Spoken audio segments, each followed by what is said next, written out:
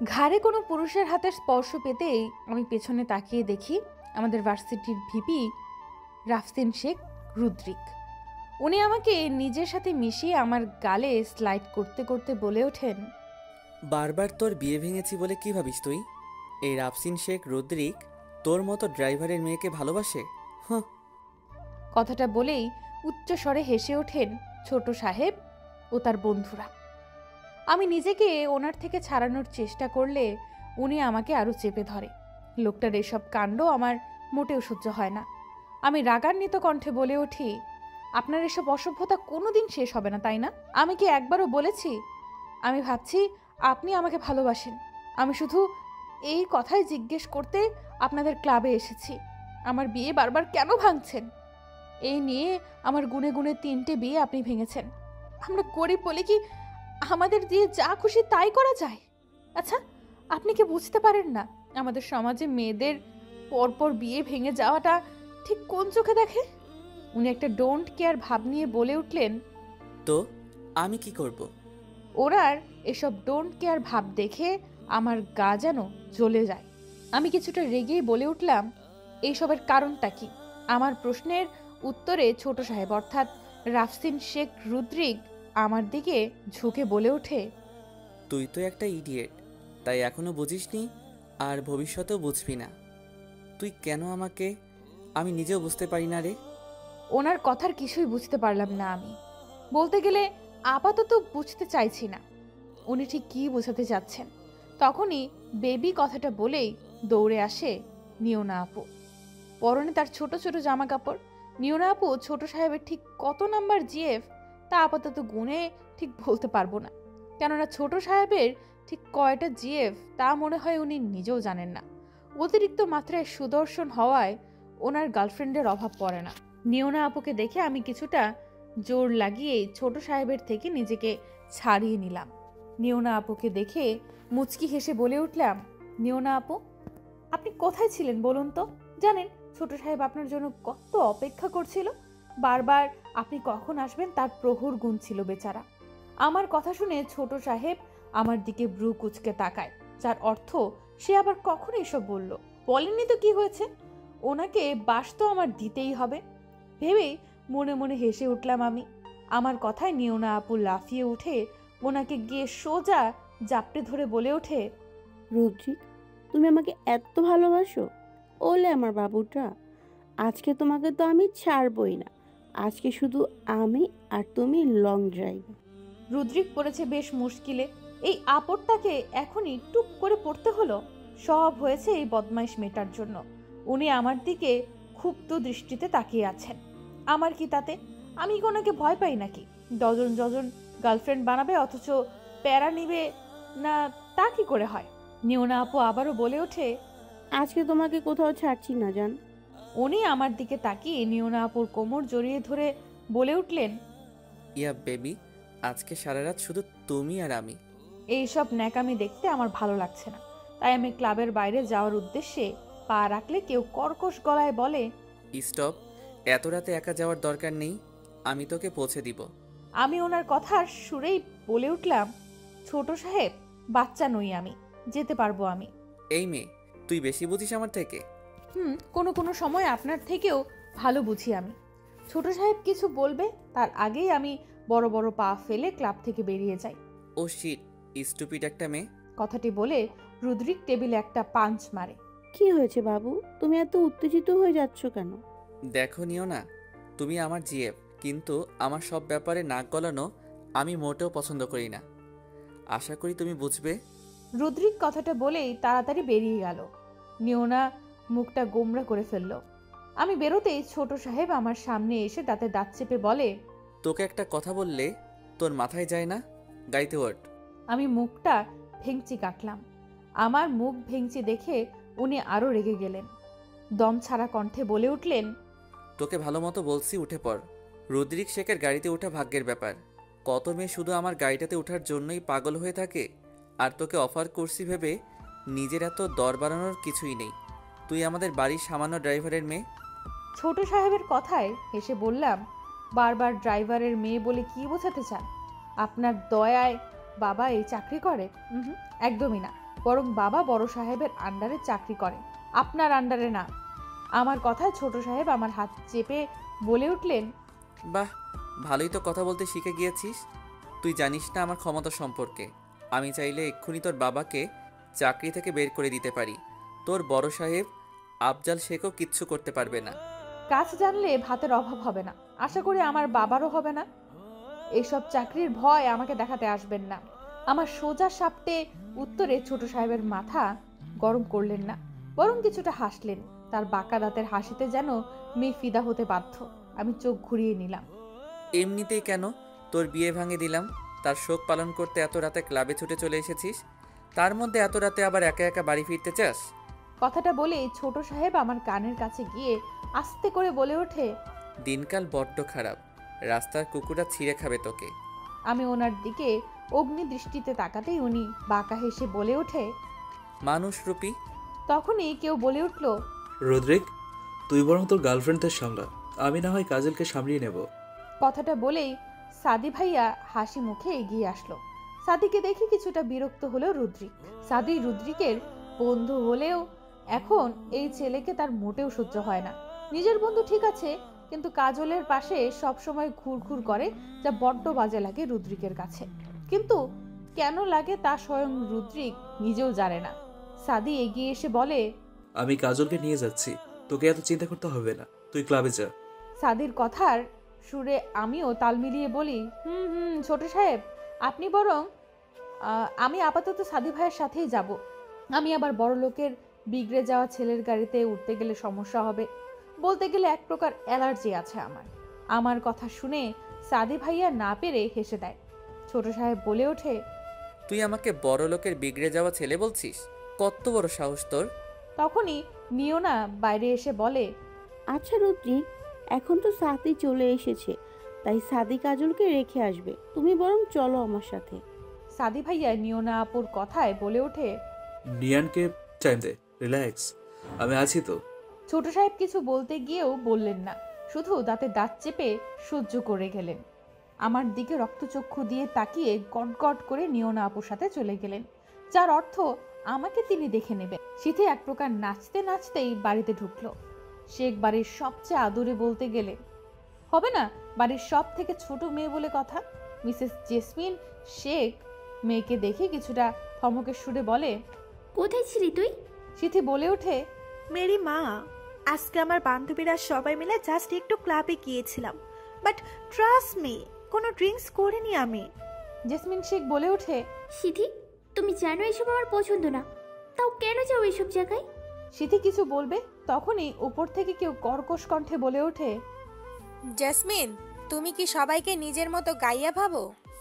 এদিকে ছোট সাহেব যেতেই সাদি ভাইয়া আমার দিকে হাসতে হাসতে বলে ওঠে, সত্যি কাজল, তোমার তুলনা হয় না। রদ্রিক বেটা বেশ জব্দ হয়ে গেছে, আবার এই বিগড়ে যাওয়া বন্ধুকে তুমি ঠিক পথে ফিরিয়ে এনে দিতে পারবে।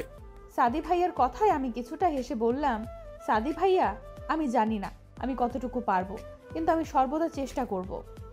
আরেকদিকে ক্লাবে ঢুকেই রুদ্রিক সোজা বাড়ি গিয়ে একের পর এক ওয়াইনের গ্লাস শেষ করছে। প্রচণ্ড রাগ হচ্ছে তার কাজলের উপরে।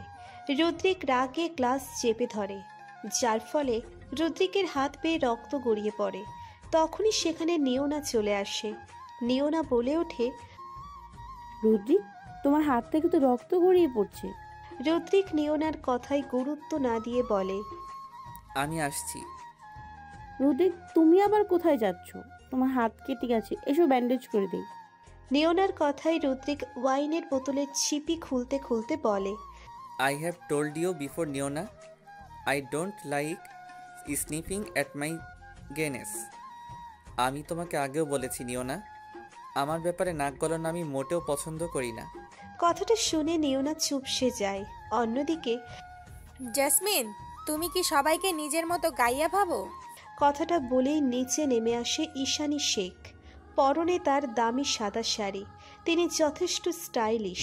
নিজের স্টাইল নিয়ে তিনি সব সময় সচেতন। ঈশানী শেখকে দেখে মাথা নিচু করে ফেলে জেসমিন শেখ। এখন কত কথাই শুনতে হবে তাকে। সিথি বলে ওঠে, পিপি, তুমি মাকে এইভাবে বলছো কেন? ঈশানী শেখ সিথির দিকে তাকিয়ে বলে, এই বাড়িতে আমার মুখের ওপরে কথা আমি পছন্দ করি না, তুমি জানো। ঈশানী শেখের কথায় সিথি চুপ করে যায়। জেসমিন শেখ মাথাটা নিচু করেই বলে, ঈশানী আপা, আমি শুধু বলেছি এত রাতে বাড়ির বাইরে থাকলে যখন তখন যে ইচ্ছে হতে পারে। আমি সেদিন নিরাপত্তার কথা ভেবেই। জেসমিনের কথার মাঝে ঈশানী শেখ বলে ওঠে, মেয়ের তো ভালোই খেয়াল রাখো, সে কোথায় যায় বা না যায় সব খেয়ালই তোমার থাকে। কিন্তু রুদ্রিকের বেলায় এত অনীহা তোমার? গত 3 রাত ধরে রুদ্রিক বাড়িতে ফিরছে না, সে খেয়াল আছে তোমার? জেসমিন শেখ বলে, আমি সত্যি জানতাম না। আসলে রুদ্রিকের ঘরে যাওয়ার অনুমতি তো নেই আমার। আমি ভেবেছি হয়তো প্রতিদিনের মতো রাত করে বাড়ি ফিরে আবার সকাল সকাল চলে গেছে। এমন তো মাঝে মাঝেই করে রুদ্রিক। তোমার এইসব এক্সকিউজ বাদ দাও। আসলে তুমি রুদ্রিকের মা হওয়ার যোগ্যতাই রাখো না। আমাকে এইবার সব দেখতে হবে। কথাটি বলেই ঈশানী শেখ নিজের পার্স থেকে ফোন বের করে। কাউকে কল করতে করতে বাইরে চলে গেলেন। জেসমিন শেখ কেঁদে ওঠে। সিথি নিজের মাকে সামলিয়ে নেয়। তখনই দিয়া সেলফি নিতে নিতে এসে বলে ওঠে, ভাবি তুমি এভাবে কাঁদছো কেন আপুর কথায়? আপু তো এরকমই, কেঁদো না, চলো সেলফি তুলে। সিথি চোখটা ছোট ছোট করে বলে, সত্যি দিয়া পিপি, তোমার এই সেলফির রোগ আর ভালো হবে না। দিয়া মুখ বেঁকিয়ে বলে, আমি সিঙ্গেল মানুষ ভাই, এসব কান্নাকাটির থেকে সেলফি নিয়ে ফেসবুকে পোস্ট করে ঢের ভালো আমি মনে করি। আর আমার আপার কথা কেউ কানে নিও না, মাথায় সমস্যা আছে। দিয়ার কথায় জেসমিন হেসে দিয়ার মাথায় টোকা মেরে বলে, আপা এসে শুনলে তোর খবর আছে। দিয়া খুশি হয়ে বলে,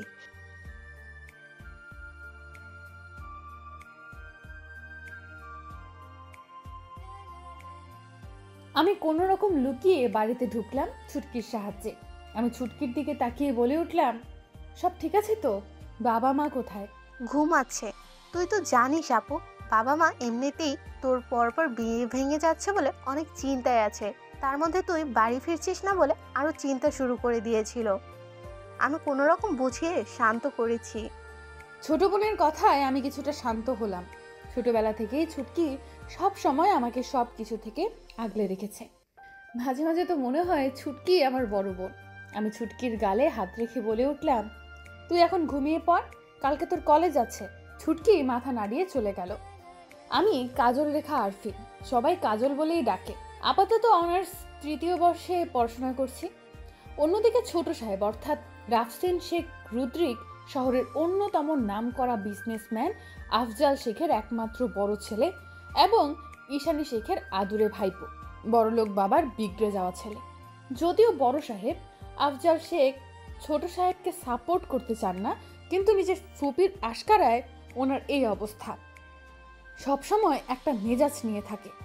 গার্লফ্রেন্ড তো উনি মাসে মাসে চেঞ্জ করে। সারাদিন নাইট ক্লাব এইসব নিয়েই উনি থাকেন। আমি নিজের রুমে ফ্রেশ হয়ে জানালার কাছে গিয়ে ঘেঁষে দাঁড়ালাম। মনে পড়ে গেল 2 বছর আগের অতীত। সব কিছু গুছিয়ে নিলাম। আজই সিলেট থেকে ঢাকার উদ্দেশ্যে রওনা দিব। মুছে দেব সিলেটে আমার সাথে ঘটে যাওয়া সকল স্মৃতি। তখনই ফোন বেজে উঠল। আমি ফোনের স্ক্রিনে তনয় ভাই নামটা দেখে আমার বুকটা অজান্তেই ধুক করে উঠল। কান্না পাচ্ছে প্রচণ্ড। ফোনটা ধরার সাহস পাচ্ছি না। মনে হচ্ছে ফোনটা ধরলেই আমি আবারও দুর্বল হয়ে যাব, যা এই মুহূর্তে আমি চাইছি না।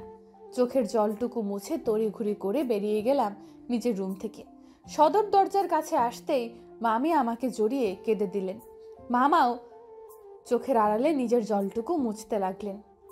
আমি যখন খুব ছোট ছিলাম তখন থেকেই আমি মামা মামির কাছে এই সিলেটে বড় হয়েছি। মামা মামির কোনো সন্তান না থাকায় আমাকে তারা সবসময় আগলে ধরে বাঁচতে চাইতো। মামি আমাকে জড়িয়ে বলে ওঠে, কাজল, থেকে গেলে হয় না? মামির কথায় আমি কান্না মিশ্রিত কণ্ঠে বলে উঠি, আমি আর পারছি না মামি। মামি কিছু বলবে তার আগেই মামা বলে ওঠে, কাজল ঠিক বলেছে, তুমি ওকে আটকিও না। আমি মামা মামির থেকে বিদায় নিয়ে সিলেট শহর ছেড়ে ঢাকার উদ্দেশ্যে রওনা দিলাম।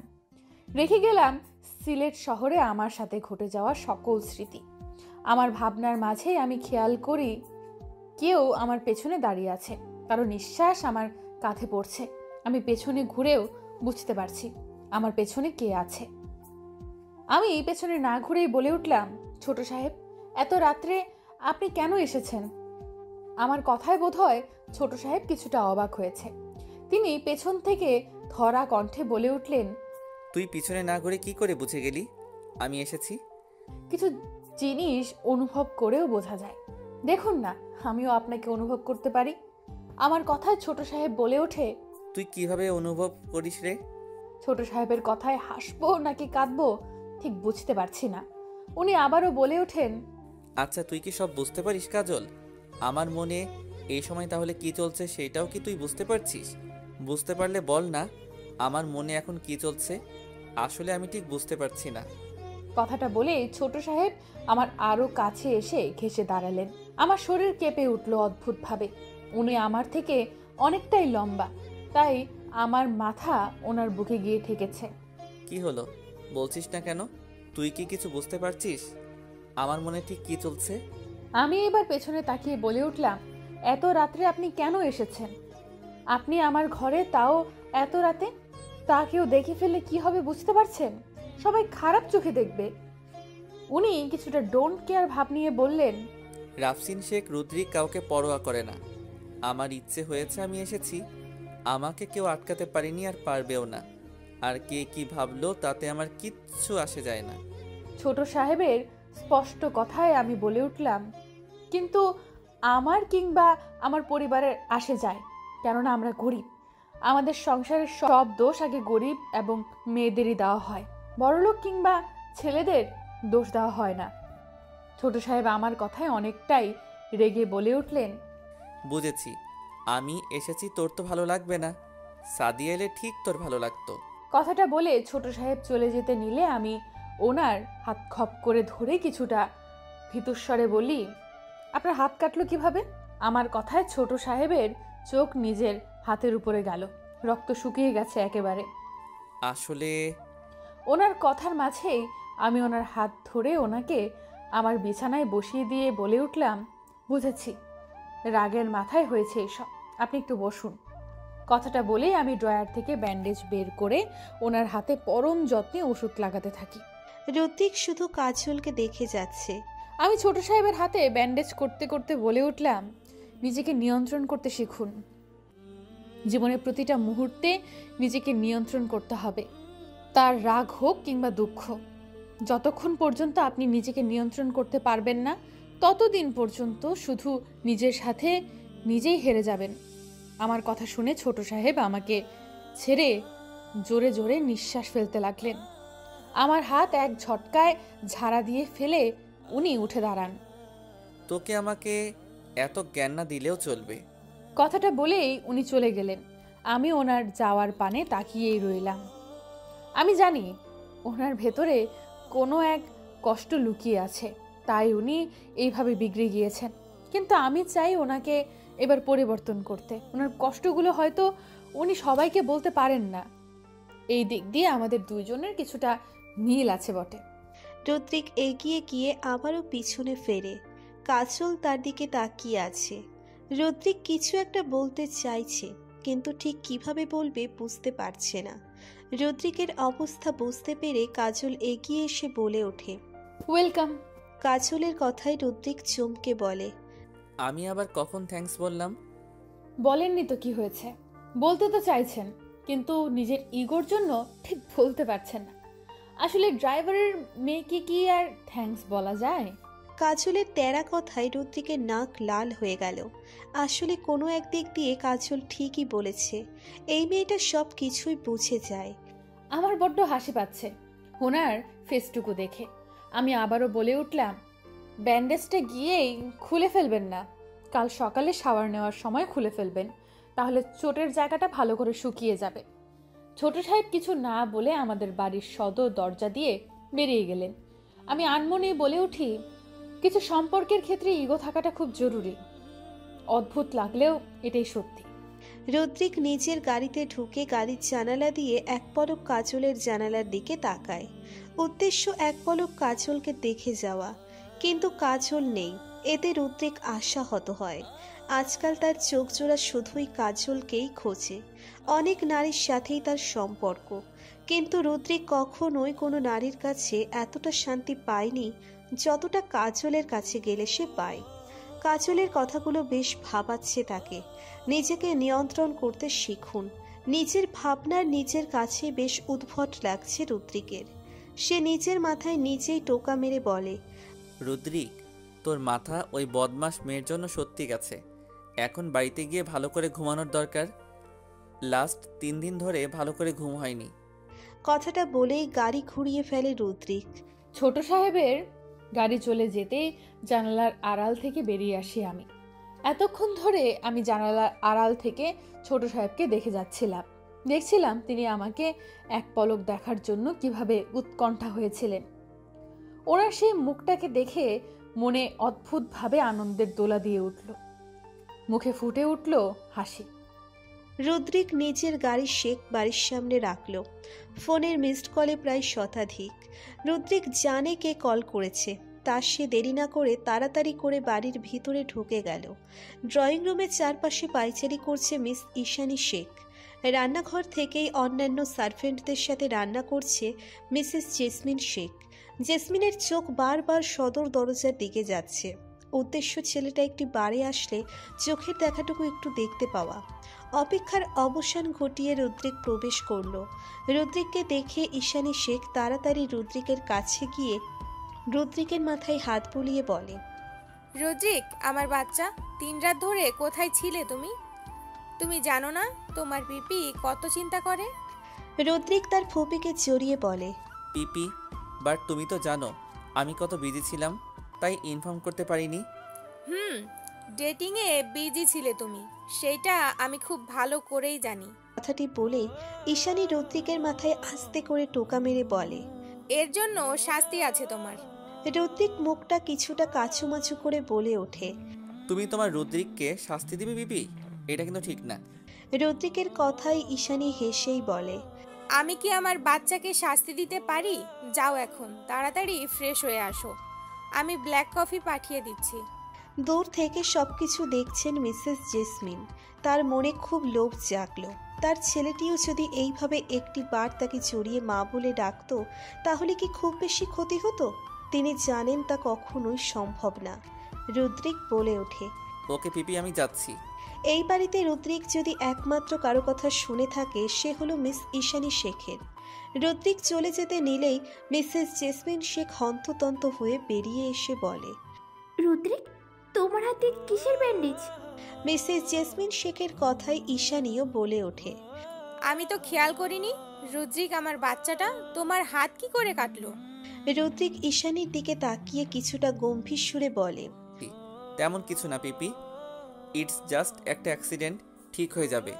আর তুমি মিসেস শেখকে বলে দাও উনি যেন আমার ব্যাপারে ইন্টারফেয়ার না করে। উনাকে আমি আগেও বলেছি এইসব আমার পছন্দ নয়। কথাটা বলেই রুদ্রিক গটগট করে উপরে চলে যায়। মিসেস জেসমিন শেখ দীর্ঘশ্বাস ফেলে। আমি মায়ের থেকে বিদায় নিয়ে ভার্সিটির উদ্দেশ্যে রওনা দিলাম ছুটকিকে নিয়ে।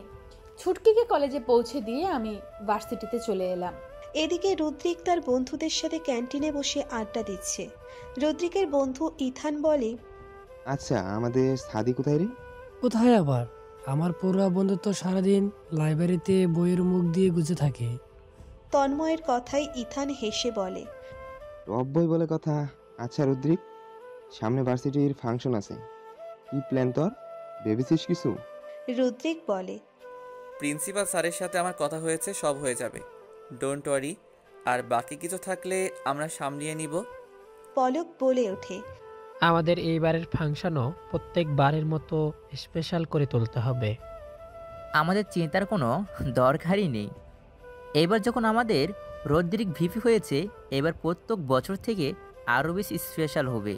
শোভনের কথা শুনে জেনি কিছুটা খুশি হয়েই বলে, এই না হলে আমার রুদ্রিকের সব কাজই পারফেক্ট, তাই আমি রুদ্রিককেই চুজ করেছি। জেনি তো রুদ্রিক সবকিছুতেই পারফেক্ট, এমনকি মেয়ে পটাতেও, তাই না রুদ্রিক? কথাটা বলেই তন্ময় চোখ টিপ দেয় রুদ্রিককে। রুদ্রিক বাঁকা হাসে। জেনি বলে ওঠে, আমি ঠিক বুঝলাম না। সব কথা না বোঝাই ভালো, কিছু সময় কিছু না জেনে থাকা ভালো, জেনি ডার্লিং। কথাটা বলেই রুদ্রিকের চোখ যায় ভার্সিটির গেটে দাঁড়িয়ে থাকা হলুদ পরীর দিকে। কাজলকে আজ রুদ্রের কাছে ঠিক হলুদ পরীর মতোই লাগছে। কাজলের পরনে হলুদ হিজাব ও হলুদ চুড়িদার বেশ মানিয়েছে কাজলকে। ভার্সিটির গেটে প্রবেশ করতেই আমার চোখ যায় ছোট সাহেবের দিকে। ক্যান্টিনে বসে আছেন নিজের বন্ধুদের নিয়ে, সাথে জেনি আপুও আছে, আমাদের ভার্সিটির সিনিয়র জেনি আপু, ওনার গার্লফ্রেন্ড বলা চলে। জেনি আপু বক বক করে ছোট সাহেবের কান ঝালাপালা করে দিচ্ছে, কিন্তু ছোট সাহেবের এইসব শোনার সময় কোথায়? তিনি তো মনোযোগ দিয়ে তার মোবাইল গুতিয়ে যাচ্ছে। তখনই পেছন থেকে স্মৃতি হাঁফাতে হাঁফাতে এসে বলে ওঠে, এই তো দোস্ত, আমি এসে পড়েছি, চল তাড়াতাড়ি। সিথি ছোট সাহেবের একমাত্র বোন। যদিও ছোট সাহেব ও সিথির মাঝে আকাশ পাতাল তফাৎ, এই ভার্সিটিতে আসার পর আমাকে সবসময় সিথি এবং সাদি ভাই সাহায্য করে গিয়েছে, এক প্রকার আগলে রেখেছে। সিথিকে দেখে আমি কিছুটা ম্যাকি রাগ দেখিয়ে বললাম, তোর এতক্ষণে সময় হলো? সরি রে, আসলে তুই তো জানিস আমি কালকে পার্টিতে ছিলাম, তাই ঘুম থেকে উঠতে লেট হয়ে গিয়েছে। সিথির কথায় আমি বলে উঠি, সত্যি তোরা ভাই বোন শুধরাবি না। আমার কথায় সিথি বলে ওঠে, ভাইয়ের সাথে আমাকে একদম মিলাতে যাবি না। এমনিতেও ভাইয়াকে দেখলে আমি 10 ফিট দূরে থাকি, ভাইয়া তো আমাকে দেখতেই পারে না। এইবার চল, তাড়াতাড়ি লাইব্রেরি থেকে নোট কালেক্ট করতে হবে, ইম্পর্টেন্ট ক্লাস আছে। সিথি কিছু একটা ভেবে বলে ওঠে, কিন্তু দোস্ত, আমার কিছু অ্যাসাইনমেন্ট জুনিয়রদের দিয়ে করিয়েছি, ওদের থেকে কালেক্ট করতে হবে। ফাঁকিবাজ একটা। ঠিক আছে, আমি লাইব্রেরিতে যাচ্ছি। কথাটা বলেই আমি লাইব্রেরির উদ্দেশ্যে পা বাড়ালাম। কাজল লাইব্রেরিতে যেতে দেখে তাড়াতাড়ি উঠে দাঁড়ালো রুদ্রিক, কেননা এই সময় লাইব্রেরি পুরো ফাঁকা থাকে এবং সাদিও এখন লাইব্রেরিতে আছে। কথাটা ভেবেই অজানা ভয় ঢুকে গেল, কেন যেন রুদ্রিকের কিছু ঠিক লাগছে না। রুদ্রিক বিড়বিড় করে বলল, I have to go to the library right now. আমি এক্ষুনি আসছি। কথাটা বলে রুদ্রিক দ্রুত লাইব্রেরির দিকে চলে গেল। আমি লাইব্রেরিতে দেখি সাদি ভাই এক কোনায় গিয়ে খুব মনোযোগ দিয়ে পড়ছে। সাদি ভাইয়ার একটি জিনিস খুব ভালো লাগে, তিনি সব সময় পড়াশোনা নিয়ে থাকতে পছন্দ করে। আমাকে দেখে সাদি ভাই হেসে বলে ওঠে, কাজল, কখন এলে তুমি? এই তো মাত্র। ঠিক আছে, তুমি বরং থাকো, আমি কফি খেয়ে আসি। অনেকক্ষণ ধরে পড়তে পড়তে ঘুম চলে এসছে। তুমি খাবে? আপাতত না। ঠিক আছে, আমি বরং গিয়ে খেয়ে আসি। কথাটা বলেই সাদি ভাইয়া চলে গেল। সাদি যাওয়ার সাথে সাথেই রুদ্রিক লাইব্রেরিতে চলে আসে। আমি নিজের নোট খুঁজতে শুরু করে দিলাম, কিন্তু নোটটা অনেক উপরের সেলফে, তাই টুলের উপর কোনো রকম উঠে দাঁড়ালাম। কিন্তু বেশ ভয় লাগছে, টুলটা কেমন নড়ছে, এই মনে হয় আমি এক্ষুনি পড়ে যাব। ভাবতে ভাবতেই আমার পা পিছলে পড়ে যেতে নিলে সঙ্গে সঙ্গে সেখানে ছোট সাহেব চলে আসেন। থাপ করে আমি নিচে লাইব্রেরির সেলফ নিয়েই পড়ে যাই। উনি শুধু হতবাক হয়ে দাঁড়িয়ে আছেন। আসলে মুহূর্তেই ঠিক হয়ে গেল, তা হয়তো বুঝতে কিছুটা অসুবিধা হচ্ছে ওনার। এদিকে আমি নিচে পড়ে আছি, সেদিকে ব্যাটার খেয়াল নেই। ব্যাপারটা সিনেমেটিক ভাবে হলেও মেনে নেওয়া যেত, তাই বলে এতটা হাস্যকর? আমি কিছুটা ম্যাকি রাগ দেখিয়ে বললাম, এইভাবে দাঁড়িয়ে আছেন কেন? আমাকে উঠতে সাহায্য করুন। রাফসিন শেখ রুদ্রিক তোকে সাহায্য করবে? নিজেকে কি মনে করিস কি তুই? লোকটার কথা শুনে মাথাটা গরম হয়ে যাচ্ছে, তাই আমিও বলে উঠলাম, ঠিক আছে, আমি সাদি ভাইয়াকে ডাকবো, উনি এসে আমাকে সাহায্য করবে। সাদি ভাইয়া শুনছেন? তখনই উনি আমার দিকে ঝুঁকে আমার মুখ চেপে ধরেন। ওনার গরম নিঃশ্বাস আমার কাঁধে পড়ছে। কি হলো কে জানে, আমি ওনার চোখে ডুবে যাচ্ছি অতলভাবে, কিছুটা গভীরভাবে, কিছুটা অনাকাঙ্ক্ষিতভাবে। তখনই হুট করে সেখানে ছোট সাহেব আমার একেবারেই কাছে, আমাদের মধ্যে তেমন একটা দূরত্ব নেই। আমি শুধু ওনার চোখের দিকে তাকিয়ে আছি। রুদ্রিক ভালো করে কাজলকে লক্ষ্য করে দেখল। কাজলের কুচকুচে কালো চোখ জোড়া শুধুমাত্র তার চোখের মধ্যে সীমাবদ্ধ। এই চোখগুলো যেন অনেক কিছু বলতে চায় রুদ্রিককে। রুদ্রিকের ভাবনার মাঝে কাজল মুখ দিয়ে করতে থাকে। রুদ্রিক কিছুটা বিরক্ত হয়ে কাজলের মুখ চেপে ধরে বলে ওঠে, এত করছিস কেন? সারাদিন শুধু সাদি ভাইয়া আর সাদি ভাইয়া, সাদি ছাড়া আর কারো নাম মনে থাকে না তোর, তাই না? আমি কোনো রকম ওনার হাত নিজের মুখ থেকে সরিয়ে জোরে জোরে নিঃশ্বাস নিতে নিতে বলি, ভারী খারাপ লোক আপনি। এমনভাবে মুখটা চেপে ধরেছিলেন, এক্ষুনি দম বন্ধ হয়ে যাচ্ছিল। রাক্ষস লোক একটা। উনি আমার হাত চেপে ধরে বলে, তুই আমাকে রাক্ষস বললি? বেশ করেছি। তুই? ওনার কথা শেষ হওয়ার আগেই আমি ধরা গলায় বললাম, আপনি এখানে কেন এসেছেন? দেখতে এসেছেন একটা লাইব্রেরিতে আমি কিংবা সাদি ভাইয়া কি করছিলাম? নিজের বন্ধুর প্রতি বিশ্বাস নেই, কিন্তু আমার প্রতিও কি একটুও নেই? আমার কথা শুনে ছোট সাহেব কিছুটা চুপ হয়ে আবারও বলে ওঠেন, আমি তোর প্রশ্নের উত্তর দিতে বাধ্য হইনি। আপনি আমার প্রশ্নের উত্তর দিতে বাধ্য নন। বড়লোক বলে কথা, বড়লোক বলে কথা। আমার একটা প্রশ্নের উত্তর দিতে আপনি বাধ্য। আমার যদি সাদি ভাইয়ার সাথে কিছু থেকেও থাকে তাহলে আপনার কি? আজকে আমাকে উত্তর দিতেই হবে আপনাকে। ছোট সাহেব আমার হাত আরো শক্ত করে চেপে ধরে তাতে দাঁত চেপে বলে ওঠে, একবার বলেছিস, কিন্তু পরের বার যেন এই কথা তোর মুখে না শুনি। I don't like to hold anyone accountable for anything. আমি কাউকে জবাবদিহি করতে পছন্দ করি না। কথাটা বলেই উনি আমার হাত ছেড়ে দিয়ে দাঁড়াতে চাইলে আমি উঠে দাঁড়িয়ে ওনার সোজাসুজি দাঁড়িয়ে বলে উঠি, sometimes the question has to be answered. কিছু কিছু সময় প্রশ্নের উত্তর দিতে হয়। আমি আবারও বলে উঠলাম, তারাই জবাবদিহি করতে পছন্দ করে না যাদের কাছে প্রশ্নের উত্তর নেই এবং তারা কখনোই কোনো প্রশ্নের মুখোমুখি হতে পারে না। ছোট সাহেব কিছুটা দমে গেলেন আমার কথায়। তখনই সেখানে জেনি আপু চলে এলো। জেনি আপু কিছুটা জোর কণ্ঠে বলে ওঠেন, রুদ্রিক, তুমি এখানে? আমরা সবাই তোমার জন্য ক্যান্টিনে ওয়েট করছি। ফাংশন নিয়ে কিছু কথা ছিল। জেনি আপুকে দেখে আমি ওনার কাছ থেকে তাড়াতাড়ি সরে আসি। উনি জেনি আপুর দিকে তাকিয়ে বলে ওঠেন, আমার কাজ ছিল লাইব্রেরিতে, তুমি যাও, আমি আসছি। জেনি আপু আমার দিকে এক পলক তাকায়। ওনার চোখ মুখ দিয়ে যেন আমার প্রতি চাপা ক্ষোভ উপচে পড়ছে, কিন্তু তবুও তিনি বেরিয়ে গেলেন। উনি আমার গাল নিজের হাত দিয়ে চেপে বলে ওঠেন, চাইলে অনেক কিছু বলতে পারি, কিন্তু পারি না। আমি যে গোলক ধাঁধায় পড়ে গিয়েছি, না পারছি বলতে আর না পারছি সহ্য করতে। ওনার জড়ানো কণ্ঠে আমার শরীরে মৃদু কেঁপে উঠল। আমি পেছনে ঘুরে যাই। উনি মৃদু হেসে পকেটে হাত ঢুকিয়ে শীষ বাজাতে বাজাতে চলে যান। আমরা এই মুহূর্তে আপাতত ভার্সিটির মাঠে বসে আছি। সাদি ভাইয়া হাসতে হাসতে পেটে খিল ধরে যাচ্ছে। আমি বলে উঠলাম, ভাইয়া একটু থামবেন?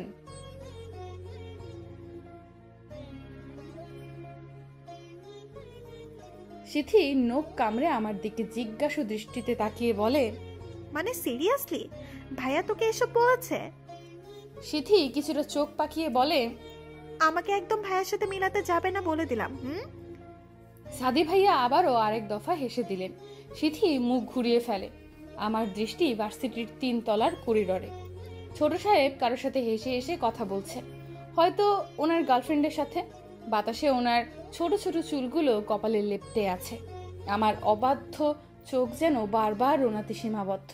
ওনার বাঁকা দাঁতের হাসি যেন বলে দিচ্ছে, এই হাসি সবই মিথ্যে। এই হাসির মাঝে লুকিয়ে বেদনাদায়ক স্মৃতি হয়তো রয়েছে কোনো কঠিন সত্য, যা থেকে গেছে সকলের আড়ালে।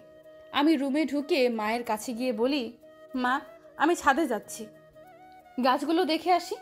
মা রান্নাঘর থেকে বলে উঠল, কাজল মা আগে কিছু মুখে দিয়ে নে। বাবা আসুক তারপর খাবো। আজ তোর বাবার আসতে দেরি হবে। বড় সাহেব আজ বাড়ি ফিরছেন, তাই তোর বাবা গাড়ি নিয়ে গিয়েছে, এয়ারপোর্ট থেকে ওনাকে আনতে গিয়েছেন। আমি বলে উঠলাম, তাহলে তো ভালোই, বড় সাহেব ফিরেছে। আচ্ছা মা, আমি একটু ছাদে গিয়ে গাছগুলো দেখে আসি। তাড়াতাড়ি বাড়ি ফিরে আসিস। শেখ বাড়িতে।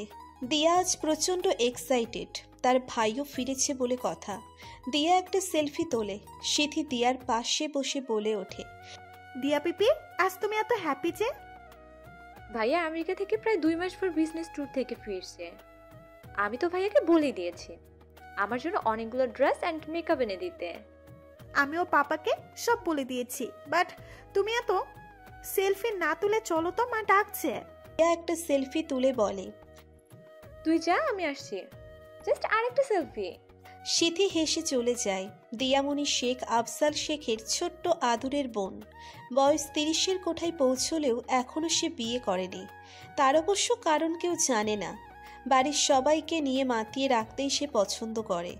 রুদ্রিক বাড়িতে ঢুকতেই দিয়া তড়িঘড়ি করে রুদ্রিকের কাছে গিয়ে বলে, রুদ্রিক, আজকে ভাইও আসছে। তো আমি কি করব? রুদ্রিকের পাল্টা প্রশ্ন দিয়া বলে ওঠে, তুই অন্তত আজকে ভাইয়ের সাথে কথা বলিস না। মানে ভাইও প্রায় 2 মাস পর বাড়ি ফিরছে। রুদ্রিক গম্ভীর সুরে বলে ওঠে, ছোট বিবি, তুমি জানো এসব সম্ভব নয়, তাহলে কেন বলছো? তুমি জানো এসব আমি করব না, আমার পক্ষে পসিবল না। আসলে রুদ্রিক, তুই একটু ভাইকে বোঝার চেষ্টা কর। ছোট বিবি, তুমি প্লিজ মিস্টার আফজাল শেখের নামে আমার কাছে সাফাই গাইতে এসো না। দিয়া কিছু বলবে তার আগেই রুদ্রিক রাগে উপরে যায়। দিয়া বলে ওঠে, রুদ্রিক, আমার কথাটা যা বাবা, চলে গেল। রুদ্রিক রুমে এসে নিজের গায়ের স্লিভ কটন টি শার্টটা বিছানায় ছুঁড়ে ফেলে। প্রচণ্ড পরিমাণ রাগ লাগছে তার। লোকটার সাথে কথা তো দূরে থাক, ওই লোকটাকে সে সবচেয়ে বেশি ঘৃণা করে, সব থেকে বেশি। এদিকে আমি ছাদে উঠে দেখি পরিবেশটা বেশ সুন্দর। চারদিকে মৃদু বাতাস বইছে, ফুলগুলো বাতাসের সাথে সমান তালে যেন প্রকৃতি উপভোগ করছে। আকাশের কোণে লালচে নীল মেঘ জমেছে। আহা, কি অপরূপ দৃশ্য! গোধূলির বেলা পড়েছে। আমার ফোন বেজে উঠল। আমি ফোন হাতে নিয়ে দেখলাম ছোট সাহেব ফোন করেছেন। আমি ফোন রিসিভ করার সাথে সাথেই এমন কিছু শুনি যা শুনে এক প্রকার আমি থম মেরে বসে পড়লাম। রুদ্রিক নিচের রুমে চুল খামচে ধরে। আফজাল শেখ যে কোনো মুহূর্তে চলে আসবে। এই মুহূর্তে সে আফজাল শেখ নামক ঘৃণিত লোকটাকে ফেস করতে চাইছে না। তাই রুদ্রিক তাড়াতাড়ি একটা navy blue formal cotton shirt গায়ে জড়িয়ে বেরিয়ে পড়ল। রুদ্রিকের ফোন বেজে উঠতেই ফোন রিসিভ করে। বিরক্তমাখা কণ্ঠে বলে ওঠে, কি হয়েছে নিওনা? এনিথিং ওকে? নিওনা কিছুটা শান্ত সুরে বলে ওঠে, বেবি প্লিজ, আজকে আমাকে একটু সময় দিবে? জাস্ট কিছু কথা বলার ছিল তোমায়।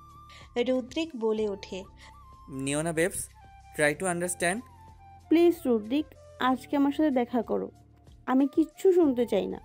রুদ্রিক এইবার ধমকের সুরেই বলে, নিওনা, ইউনো, রাফসিন শেখ রুদ্রিক কারো ইচ্ছাতে দেখা করে না। আমার যখন মুড হবে তখন দেখা করব, বাট এখন নয়। তুমি ফোনটা কাটো। রুদ্রিককে বেরিয়ে যেতে দেখে মিসেস জেসমিন বলে ওঠে, রুদ্রিক, তোমার বাবা আজকে ফিরছে, আজকে অন্তত চলে যেও না। রুদ্রিক বাবা, আমার কথাটা তো শোনো। রুদ্রিক জেসমিন শেখের কথা কর্ণপাত না করে বেরিয়ে গেল। জেসমিন সদর দরজার কাছে আসতেই রুদ্রিকের গাড়ি চলে যায়। জেসমিন শেখ আশাহত হয়। তখনই ঈশানী শেখ কিছুটা কটাক্ষ করে বলে ওঠে, জানো রুদ্রিক তোমার একটা কথাও শুনবে না, তাহলে শুধু শুধু কেন বলতে যাও কেন? ওর বাবা আসছে আজকে। ছেলেটাকে 2 মাস ধরে উনি দেখেননি। ছেলেটাও তো বাবার সাথে একটিবার কথা বলেনি। এখন এসে যদি ছেলেটাকে না দেখেন তাহলে উনি বড্ড কষ্ট পাবেন। জেসমিনের কথাই ঈশানী কিছুটা কটাক্ষ করে বলে ওঠে, বাবা ছেলের ব্যাপারে এত ভাবতে যেও না, তুমি নিজেরটা ভাবো জেসমিন। ঠিক কোন কথা নিয়ে ভাবতে বলছো? অতীত ভোলা কি এতটাই সহজ? জেসমিন শেখ এক পলক দরজার দিকে আশাহত দৃষ্টিতে তাকিয়ে পড়ল। অতীত ভুলে যাওয়াটাই সব থেকে বড় বোকামি। আমি খুব করে চাই অতীতটা একদিন সবার সামনে আসুক, সবাই জানুক অতীতে ঠিক কী হয়েছিল। রুদ্রিকের এখন কিছুটা মনটা রিফ্রেশ করার প্রয়োজন, তাই সে তাড়াতাড়ি কাজলের নাম্বারে ফোন করে। গোধূলি বেলা বেশ ভালোই উপভোগ করছিলাম, তখনই আমার ফোনটি বেজে ওঠে। ছোট সাহেব ফোন করেছে। ছোট সাহেবের ফোন ধরতেই ফোনের ওপাশ থেকে ছোট সাহেব জড়ানো কণ্ঠে বলে ওঠে, কাজল, আমি জানি না, আমার কিচ্ছু ভালো লাগছে না। তোকে খুব দেখতে ইচ্ছে করছে। আমি তোর বাড়িতে আসছি, বেশিক্ষণ সময় নিব না, শুধু তোকে দেখেই চলে যাব। ছোট সাহেবের এমন কথায় আমি থম মেরে বসে থাকি কিছুক্ষণ। এই আমি কার কণ্ঠ শুনছি? এতটা অনুরোধ মাখা জড়ানো কণ্ঠে তার ভেতর থেকে কেমন একটা গভীর কোনো একটা টান কাজ করছে আমার। আমি বলে উঠলাম, কোথায় আপনি? বাড়ির নিচে। ছোট সাহেবের কথায় আমি অবাক হয়ে নিচে তাকিয়ে দেখি উনি সত্যিই বাড়ির নিচে দাঁড়িয়ে আছেন। গাড়ির সাথে হেলান দিয়ে দাঁড়িয়ে আছেন, দৃষ্টি আমার দিকে। ছুটকি দৌড়ে মায়ের কাছে গিয়ে বলে, মা, ছোট সাহেব এসেছেন। ছোট সাহেব হঠাৎ? তা তো জানি না। ছোট সাহেব ছাদে চলে গেল, মনে হয় আপুর কাছে গিয়েছে। মনে হয় কোনো কাজে এসেছেন। যাকগে, ওনাদের বাড়ি আসতেই পারেন। আমি তোকে নাস্তা বানিয়ে দিচ্ছি, তুই গিয়ে উপরে দিয়ে আয়। এয়ারপোর্টে মধ্যবয়স্ক একজন লোক হাতে লাগেজ নিয়ে দাঁড়িয়ে আছেন। হ্যাঁ, আফজাল শেখ এসেছেন। পরনে তার ফর্মাল ড্রেস আপ, চোখে মোটা ফ্রেমের চশমা। আফজাল শেখ বরাবরই ড্রেস আপ নিয়ে সচেতন।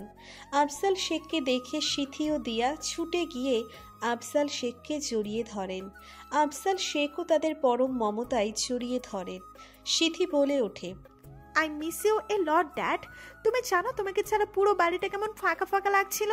আফজাল শেখ মেয়েকে জড়িয়ে বলে ওঠেন, আমিও আমার প্রিন্সেসকে অনেক মিস করছি। তোমার বোনটাকে মিস করোনি বুঝি? দিয়ার কথায় আফজাল শেখ বলে ওঠেন, আমার ছোট্ট বোনটাকে আরো বেশি মিস করছি, বিশেষ করে তার সেলফি। তোমার সাথে কতগুলো সেলফি তোলা বাকি আছে। বাই দ্য রাস্তা, আমার ভাইও দেখে আগের চেয়ে বেশি হ্যান্ডসাম হয়ে গেছে। আফজাল শেখ হেসে মতিউর রহমানের দিকে তাকিয়ে বলেন, মতিউর, তোমার খবর কি? কেমন আছো তুমি? মতিউর রহমান মানে কাজলের বাবা বলে ওঠে, আমি তো আল্লাহর রহমতে ভালোই থাকি। এখন আপনি চলে এসেছেন বড় সাহেব, এখন আরো ভালো হয়ে গিয়েছি। ভালো হলেই ভালো, কিন্তু রুদ্র যে আসলো না, আজও কি ও আমার সাথে দেখা করবে না? আফজাল শেখের কথায় দিয়া কিছুটা তাড়া দিয়ে বলে, ভাইও, রুদ্রিক বাড়িতে আছে তো, তুমি বাড়িতে চলো, সেখানেই রুদ্রিকের সাথে দেখা করে নিও। মতিউর রহমানও বলে ওঠেন, হ্যাঁ বড় সাহেব, আপাতত বাড়ি চলুন, বাড়িতে গিয়ে সব হবে। আপাতত রুদ্রিক কাজলদের বাড়ির ছাদে দাঁড়িয়ে আছে। বাড়িটা ঠিক কাজলদের নয়। দোতলা বিশিষ্ট ছোট্ট বাড়িটা আফজাল শেখই মতিউর রহমানকে থাকার জন্য দিয়েছেন। মতিউর রহমান আফজাল শেখের বড্ড প্রিয়ভাজন লোক। রুদ্রিক অনেকক্ষণ ধরে কাজলকে খুঁটিয়ে খুঁটিয়ে দেখছে। কাজলের চুল বেশ বড় না হলেও বেশ সফট, মৃদু বাতাসেও উড়ে যাচ্ছে। কাজল দেখতে কিছুটা কিউট কিউট লাগে রুদ্রিকের কাছে। গালগুলো কিছুটা গোলাপি রঙের। আচ্ছা, মেয়েটা কি প্রতিদিন গালে মেকআপ করে? রুদ্রিকের যত গার্লফ্রেন্ড আছে সবাই তো এক একটা পার্লারের দোকান। রুদ্রিক ভাবলো কাজলকে একবার জিজ্ঞেস করবে সে গালে কি মাখে, কিন্তু জিজ্ঞাসা করতে গিয়েও করলো না। সে কেন করবে? রাফসান শেখ রুদ্রিক সে। আচ্ছা, রুদ্রিক কাজলকে দেখার জন্য তখন এতটা ছটফট করছিল কেন? কি হয়েছিল তার? কথাটা ভেবেই চুপ হয়ে গেল। আমাকে দেখা শেষ? রুদ্রিক চমকে ওঠে কাজলের দৃষ্টির সামনের দিকে। রুদ্রিক আমতা আমতা করে বলে, আমি তোকে কেন দেখতে যাব? আমি ছোট সাহেবের কথায় কিছুটা অদ্ভুতভাবে হাসলাম। রুদ্রিক খেয়াল করলো মেয়েটা সত্যিই অদ্ভুতভাবে হাসে। হাসার সময় কাজলের ডাগর ডাগর চোখের পলক বারবার পড়তে থাকে। বেশ ভালো লাগে কিন্তু। ছোট সাহেব বলে ওঠে, সামনে এত কি দেখছিস? গোধূলি দেখছি। গোধূলির বেলা আমার বড্ড পছন্দের। ছোট সাহেব আমার দিকে তীক্ষ্ণ দৃষ্টিতে তাকিয়ে বললেন, গোধূলি বেলা পছন্দের এমন কি কারণ আছে? গোধূলির বেলা মনটাকে সতেজ করতে কিংবা মনটাকে উৎফুল্ল করতে যথেষ্ট। আমার যদি কখনো মন খারাপ হয়, আমি ছাদে এসে গোধূলি উপভোগ করি, মনটা ভালো হয়ে যায়। কিভাবে করিস আমাকেও বলে দে, আমার মনটাও আজকে বড্ড খারাপ। ছোট সাহেবের কথায় আমি ওনার হাত ধরে নিজের হাতের মুঠোয় নিই। ছোট সাহেবের হাতগুলো শক্ত করে ধরে ওনার বুকের মাঝে রেখে ওনার কানের কাছে গিয়ে আস্তে আস্তে বলে উঠি, close your eyes and feel this moments, you will see that mind will be better. চোখ বন্ধ করুন এবং মুহূর্তকে অনুভব করুন, দেখবেন মনটা ভালো হয়ে যাবে। রুদ্রিক চোখ বন্ধ করে ফেলে। সত্যিই কাজলের স্পর্শে রুদ্রিকের অদ্ভুত ভালো লাগা কাজ করে। রুদ্রিক অপর হাত ধরে কাজলকে নিজের কাছে টেনে কাজলের হাতগুলো নিচের বুকে গভীরভাবে মিশিয়ে বলে, নাও আই ফিল বেটার। কেন এত শান্তি লাগছে আমার? কি আছে তোর মধ্যে? তুই বড়ই অদ্ভুত। আমি ওনার কপালে লেপ্টে থাকা চুলগুলো সরিয়ে বলে উঠলাম, আপনার মনকে জিজ্ঞাসা করুন। মনের কথা বুঝতে পারি না। বড্ড অবুঝ আপনি। ছোট সাহেব কিছুটা দূরে গিয়ে ছাদের এক কোণায় সাদা বেঞ্চে গিয়ে বসে বলে ওঠে, হয়তো কিছু চাপা অনুভূতি প্রকাশ করতে ব্যর্থ আমি। আমি আবারও আকাশের দিকে তাকিয়ে বলে উঠলাম, ছোট সাহেব, চাপা অনুভূতিগুলো যত আপনি লুকিয়ে রাখবেন তত আপনি নিজের মনের চাপা কষ্টগুলো সমুদ্রের ন্যায় অতলে ডুবে যাবেন। নিজের অনুভূতিগুলো প্রকাশ করতে শিখুন। তাদের অস্তিত্ব বিলীন হয়ে গেলে একদিন আপনি এমন কিছু মূল্যবান জিনিস হারিয়ে ফেলবেন যা হয়তো আর কখনো ফিরে পাবেন না আপনি। আমি জানালার ধারে বসে আনমনে কিছু ভেবে চলেছি। আমি জানি এই মুহূর্তে আপনি ঠিক আমার কথা ভাবছেন ছোট সাহেব, যেমনভাবে এখন আমি আপনার কথা ভাবছি। কেন ভাবছি উত্তর নেই, শুধু আপনাকে নিয়ে ভাবতে ভালো লাগে। ক্লাবের সবাই নিজেদের মতো ব্যস্ত। রদ্রিকের সেদিকে খেয়াল নেই। রদ্রিকের চোখে শুধু বিকালে ঘটে যাওয়া ঘটনাগুলো ভাসছে। কাজলের কথাগুলো তার মাথায় ঘুরছে। রদ্রিক এতটা কেন গুরুত্ব দিচ্ছে কাজলকে? কাজল রদ্রিকের এতটা গুরুত্ব পাওয়ার যোগ্য নয়। হ্যাঁ, কিছুতেই নয়, কিন্তু কিছু তো একটা আছে ওই মেয়ের মধ্যে। রদ্রিক ওয়াইনের গ্লাসে চুমুক দেয়। কাজল যেন তার মস্তিষ্কে ঘুরপাক খাচ্ছে। রদ্রিকের ভাবনার মাঝে কেউ এসে বলে ওঠে, কিরে, কাজলের প্রেমে অতলভাবে ডুবে গেলি? কারো কণ্ঠস্বর শুনে রদ্রিক তাকিয়ে দেখে সাদি তার পাশে হাসি মুখে বসে আছে। রদ্রিক কিছুটা তাচ্ছিল্যের সুরে বলে ওঠে, রাফসিন শেখ রুদ্রিক শেষে কিনা ওই ড্রাইভারের মেয়ের প্রেমে অতলভাবে ডুবে যাবে, যার কিনা গার্লফ্রেন্ডের অভাব নেই। হাসালি তুই। কথাটা বলেই রদ্রিক আবারও ওয়াইনের গ্লাসে চুমুক দিল। রদ্রিকের কথায় সাদি সোজাসুজি বলে ওঠে, যাক বাবা, তাহলে তো আমার জন্য ভালো। রদ্রিক ভ্রু কুঁচকে বলে ওঠে, তোর জন্য ভালো মানে? সাদি পুচকি হেসে বলে, ভালো হবে না? সে 2 বছর আগের থেকে আমি কাজলকে পছন্দ করি। তোকে নিয়ে একটু টেনশনে ছিলাম, বাট আমার রাস্তা ক্লিয়ার হয়ে গেল। কথাটা শুনেই রদ্রিক চোখ বড় বড় করে বলল, তার মানে আমার সন্দেহ ঠিক ছিল, তুই সত্যি সত্যি কাজলকে ভালোবাসিস? না হলে শুধু শুধু 2 বছর ধরে কাজলের পিছন পিছন ঘুরঘুর করতাম কেন, তুই বল? এইবার রদ্রিক উঠে দাঁড়িয়ে সাদির কলার চেপে ধরে রাগান্বিত সুরে বলে ওঠে, হাউ ডেয়ার ইউ, তুই কি করে কাজলকে ভালোবাসতে পারলি? চারপাশে চোখ বুলিয়ে বলে ওঠে, রদ্রিক, ডোন্ট বি হাইপার, সবাই দেখছে, তুই একটু বসে কথা বল। রদ্রিক রাগে ফুঁসতে ফুঁসতে বসে পড়ে। সাদি নিচের শার্টের কলার ঠিক করতে করতে বলে ওঠে, দেখ রদ্রিক, তুই তো কাজলকে ভালোবাসিস না, তাহলে তো আমি ভালোবাসলে দোষ নেই। তাছাড়া বন্ধু হিসেবে তোর তো আমাকে সাপোর্ট করা দরকার, তা না করে তুই আমার দিকে তেড়ে আসছিস। It's not good. রদ্রিক নিজের হাত মুষ্টিবদ্ধ করে ফেলে। সাদি রদ্রিকের অবস্থা বুঝতে পেরে কিছুটা মুচকি হেসে বলে, আশা করি কাজলকে পেতে তো আমি তোকে সবসময় নিজের পাশে পাবো। আফটার অল তুই আমার বন্ধু বলে কথা। রদ্রিক জোরে জোরে নিঃশ্বাস নিয়ে নিজের রাগটুকু নিয়ন্ত্রণ করার চেষ্টা করতে থাকে। এই মুহূর্তে সাদিকে কাঁচা চিবিয়ে ফেলতে ইচ্ছে করছে, কিন্তু তবুও নিজেকে সামলিয়ে নেয় রদ্রিক। আসি বলেই বাঁকা হেসে চলে যায়। সাদি চলে যেতেই রদ্রিক এক নিঃশ্বাসে পুরো ওয়াইনের বোতল শেষ করে ফেলে। তারপর বোতলটা ছুঁড়ে ফেলে, তা ভেঙে চুরমার হয়ে যায়। রদ্রিক নিজের কাছে নিজেরই অবাক হচ্ছে। সাদি কাজলকে ভালোবাসে, এতে সে কেন এত রিয়াক্ট করছে? সে তো ওই মেয়েকে ভালোবাসে না। তাহলে রাত প্রায় 10টা, কিছু বই নিয়ে ঘাটাঘাটি করছিলাম, তখনই আমার ফোনটা বেজে উঠল। Unknown number. আমি ফোনটা রিসিভ করে বলে উঠি, কে? আমাকে ভুলে গেলি? আমি নিতিয়া। নিতিয়ার কণ্ঠস্বর শুনে আমি কিছুটা উৎফুল্ল হয়ে বলে উঠলাম, নিতিয়া, তুই ফোন করেছিস? আমার তো বিশ্বাসই হচ্ছে না। নিতিয়া কিছুটা হতাশার সুরে বলে ওঠে, যাক বাবা, তুই তাহলে আমাকে চিনতে পেরেছিস। আমি তো ভেবেছি তুই আমাকে ভুলে গেছিস। তুই আমার সব থেকে ভালো বন্ধু, তোকে কি করে ভুলতে পারি? দূরত্ব বেড়ে গেলে সম্পর্কে ফিকে হয়ে যায়। ধারণাটা সম্পূর্ণ ভুল।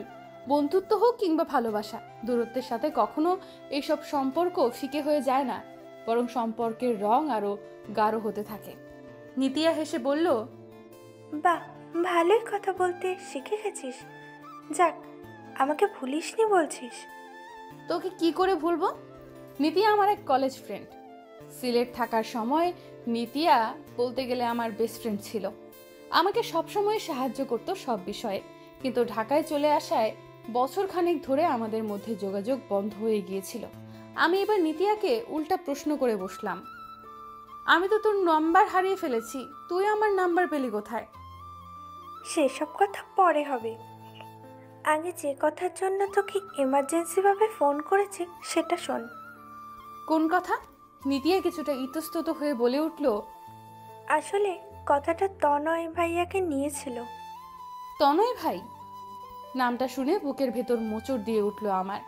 আমি কিছুক্ষণ শ্বাস নিয়ে প্রশ্ন করে বলে উঠলাম, আচ্ছা তার আগে এটা বল, তনয় ভাইয়ের কয় বাচ্চা? ওনার নিশ্চয়ই ভরা সংসার। নিতিয়া মাথা নাড়িয়ে বলে উঠল, একটি ছোট্ট ফুটফুটে ছেলে হয়েছে। এবারে তনয় ভাইয়া একেবারে তনয় ভাইয়ার মতো দেখতে, কি যে কিউট হয়েছে। সবে মাত্র 1.5 বছর হয়েছে। চোখগুলো থেকে যেন এক ফোঁটা জল গড়িয়ে পড়ল। যাক, তনয় ভাই সুখে আছে এটাই অনেক, কিন্তু তবুও যেন এক চাপা কষ্ট রয়ে গিয়েছে। আমি আর পারলাম না, ফোনটা কেটে দিলাম। দিন শেষে আমারও কষ্ট হয়। অতীতের পুরনো ক্ষতগুলো যখন হুট করে নাড়া দিয়ে ওঠে, তখন আপনি যতই চেষ্টা করুন, নির্বিশেষে সেই ক্ষতগুলো আপনাকে পুনরায় ভেঙে দিতে যথেষ্ট। কথাটা ভেবেই আমার চোখ থেকে আরেক দফা জল গড়িয়ে পড়ল।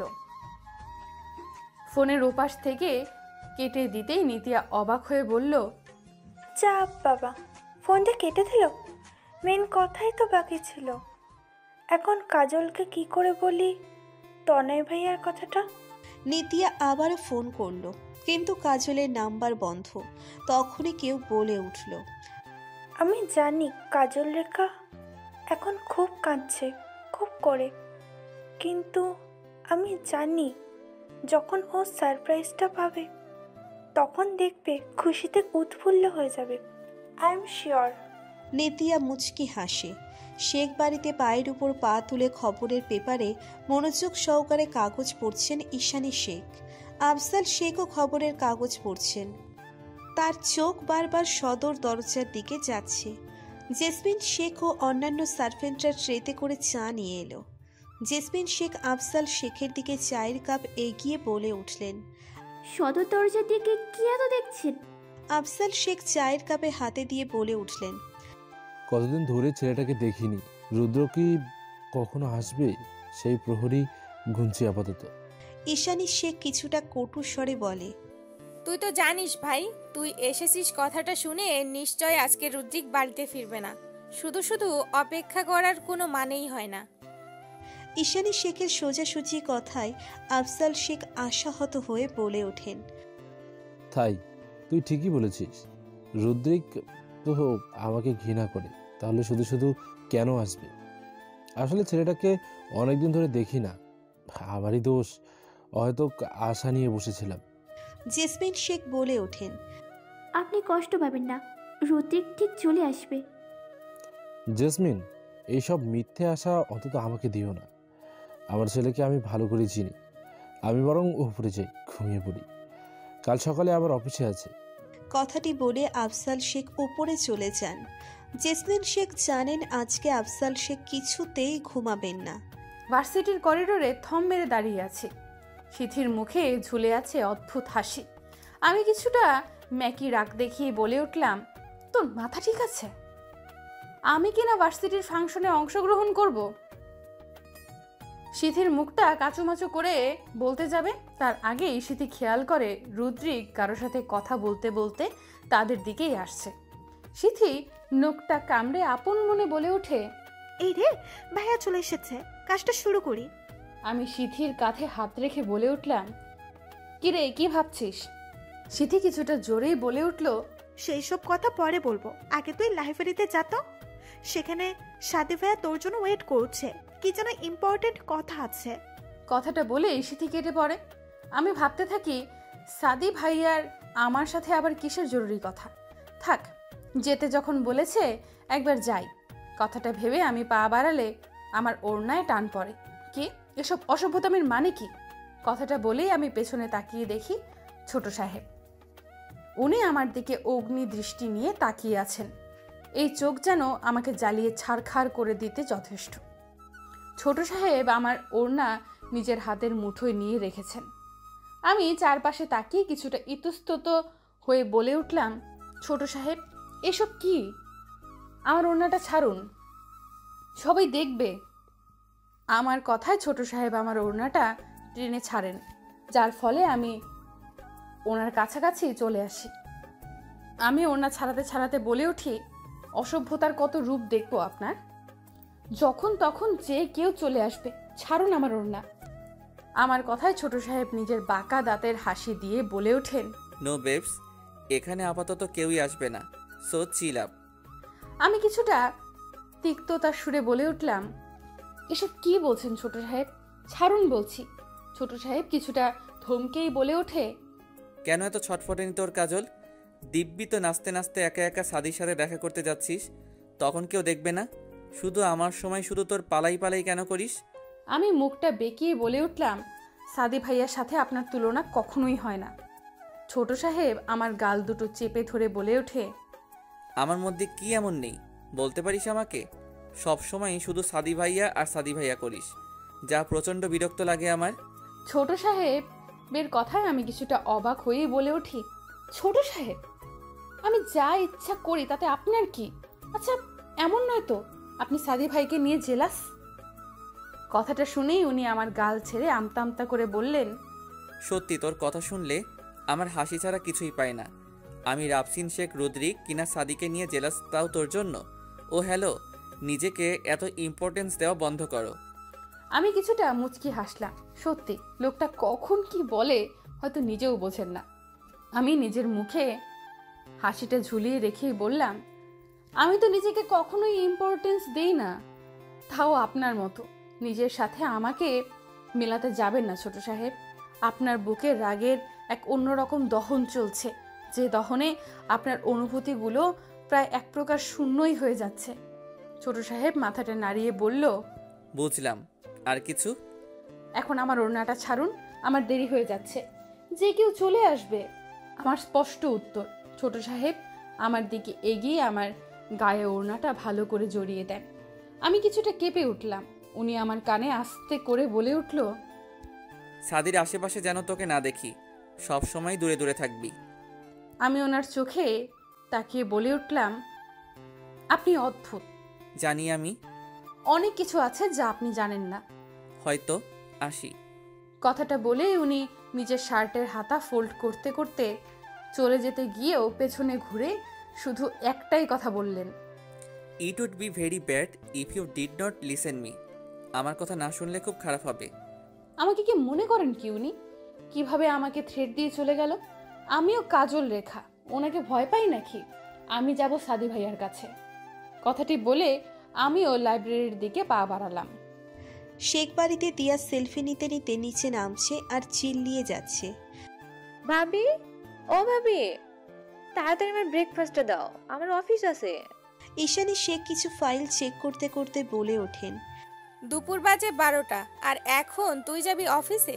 মানে বড় ভাই বোনের অফিস বলে নিজের ইচ্ছে মতো অফিসে যাচ্ছিস? দিয়া নিজের ফোন বের করে একটা সেলফি তুলে বলে ওঠে, আমি ভাই সিঙ্গেল মানুষ, আর এমন নয় যে তোমাদের অফিস বলে তোমরা আমাকে এমনি এমনি চাকরি দিয়েছো। আমি নিজ যোগ্যতায় ফ্যাশন ডিজাইনার হয়ে চাকরি পেয়েছি। ঈশানী শেখ কিছু বলবে তার আগেই জেসমিন শেখ ব্রেকফাস্ট হাতে নিয়ে চলে আসে। অনেক কথা হয়েছে, এবার চটপট করে খেয়ে নে। জেসমিনের কথায় দিয়া উৎফুল্ল হয়ে বলে ওঠে, ভাবি, আজকে কি স্পেশাল করেছো? তোর favourite luchi. Wow, love you ভাবি। আসো এই খুশিতে সেলফি তুলি। দিয়ার কথায় জেসমিন শেখ বলে ওঠে, আমার এখন সময় নেই, তুই খেয়ে নে। ঈশানী শেখ রাগান্বিত সুরে বলেন, এইসব কি? সকালে দিয়া এইসব তেলে ভাজা খাবার খাবে? আচ্ছা জেসমিন, তোমার কি কমন সেন্স নেই? জানো এতে শরীরে কত ক্ষতি হতে পারে? দিয়া কিছুটা বিড়বিড় সুরে বলে ওঠে, দিয়া তাড়াতাড়ি এখান থেকে কেটে পড়, নাহলে তোর এই ভয়ঙ্করী আপা লেকচার দিয়ে তোর কান ঝালাফালা করে ফেলবে। এইসব লেকচারের থেকে সেলফি তুলে ঢের ভালো। দিয়া আপন মনে কথাটি ভেবে গপ গপ করে লুচি মুখে পুড়ে নেয়। আমার খাওয়া হয়ে গেছে, আমার অফিস আছে, যেতে হবে। কথাটা বলেই দিয়া তাড়াতাড়ি ব্যাগটা নিয়ে দেয় এক দৌড়। আরে আসতে বাবা, সাবধানে যাবি। কথাটা বলেই জেসমিন হেসে রান্নাঘরে চলে যান। ঈশানী শেখ আবারও ফাইল চেক করতে থাকেন। তখনই তার ফোনটি বেজে ওঠে। তিনি নাম্বারটা দেখে তাড়াতাড়ি কেটে দিয়ে শুধু একটি মেসেজ করে দেন, আমাকে এখন ফোন দিও না, আমি যত দ্রুত সম্ভব আসছি। সিথি মুখটা কাচুমাচু করে বলে ওঠে, সাথী ভাইয়া তোমার কথা মতো সব তো হলো, এখন কি ভাইয়া কাজলকে লাভ ইউ বলে দিবে? সাদি বইয়ের ফাঁক দিয়ে মাথাটা বের করে বলে ওঠে, এত সহজ? তোমার ভাই যা হিটলার, মনে তো হয় না এত সহজে নিজের ভালোবাসাটা বুঝবে। সিথি মুখ বেঁকিয়ে বলে ওঠে, খুব খারাপ হচ্ছে সাথী ভাইয়া, একদম আমার ভাইকে হিটলার বলবে না। তুমি ভাইকে এসব বানিয়ে বানিয়ে মিথ্যে কথা বলেছ, যদি কাজল শুনে কত রাগ করবে। সিথির কথাই সাদি বলে ওঠে, আমি যা করেছি তা তো রুদ্রিক আর কাজলকে এক করার জন্য। তাছাড়াও আমি তো বুঝি আমার বন্ধুটার মনে কাজলের প্রতি এক সুপ্ত ভালোবাসার অনুভূতি আছে। সিথিও তাল মিলিয়ে বলে ওঠে, কাজল যদি ভাইয়ার জীবনে চলে আসে তাহলে কাজল ভাইয়াকে ঠিক পরিবর্তন করতে পারবে, কিন্তু আমার ভাইয়া তো নিজের ফিলিংসটাই বুঝতে চায় না। তখনই আমি এসে বলে উঠি, তোরা কিসের ফিলিংসের কথা বলছিস? কাজলকে দেখে সিথি গলাটা পরিষ্কার করে বলে, আরে আমরা তো জাস্ট ফাংশন নিয়ে কথা বলছিলাম। কিন্তু কাজল, তোমাকে তো আমি সেই কখন ডেকে পাঠিয়েছিলাম, এখন এলে যে? সাদি ভাইয়ার প্রশ্নে আমি কি বলবো বুঝতে পারছি না। কিভাবে বলবো তার বন্ধু তাকে নিয়েই সন্দেহ করছেন? এদিকে সাদি ও সিথি মিটিমিটি হাসছে। সিথি কোনো রকম হাসি থামিয়ে কাজলের হাত ধরে বলে ওঠে, ঠিক আছে চল, তোকে এখন আর বলতে হবে না। কিন্তু আমরা এখন কোথায় যাব? কোথায় আবার? ভার্সিটির অডিটোরিয়ামে। সেখানে ভার্সিটির প্রোগ্রামে যারা নাম দিয়েছে তাদের সিলেক্ট করবে। তো আমি সেখানে গিয়ে কি করব? আমার প্রশ্নে সিথি কিছুটা দম নেওয়া গলায় বলে উঠল, আমি তোর নাম দিয়ে দিয়েছি, না মানে তুই তো ভালো গান গাইতে পারিস, তাই আর কি। আমি রাগ করতে গিয়েও সাদি ভাইয়া আমাকে থামিয়ে বলে ওঠেন, আচ্ছা কাজল, সিথি যখন নাম দিয়ে দিয়েছে তখন না হয় একবার চলো। কিন্তু এর আগে আমি কখনো গানে নাম দিইনি, গান সম্পর্কে আমার তেমন কোনো ধারণা নেই। সিথি আমার কাঁধে হাত রেখে বলে ওঠে, একবার চল না প্লিজ। ভার্সিটির অডিটোরিয়ামে কিছু কাগজ চেক করছে রুদ্রিক। প্রচুর ব্যস্ত সে। ভার্সিটির ভিপি হওয়ার সুবিধার্থে সিলেকশনের দায়িত্ব এসে পড়েছে রুদ্রিক ও তার বন্ধুদের উপর। অংশগ্রহণকারী সব মেয়েদের নজরই যাচ্ছে শুধু রুদ্রিকের দিকে। রুদ্রিকের চোখ ছোড়া বেশ ছোট, তার চোখের দিকে তাকালে যে কেউ প্রেমে পড়তে বাধ্য। তার মধ্যে রুদ্রিকের সিল্ক চুলগুলো সব সময় রুদ্রিকের ফর্সা কপালে লেপ্টে থাকে, যা আরও বেশি আকর্ষণীয়। অন্যরা নিজেদের মধ্যে বলাবলি করছে,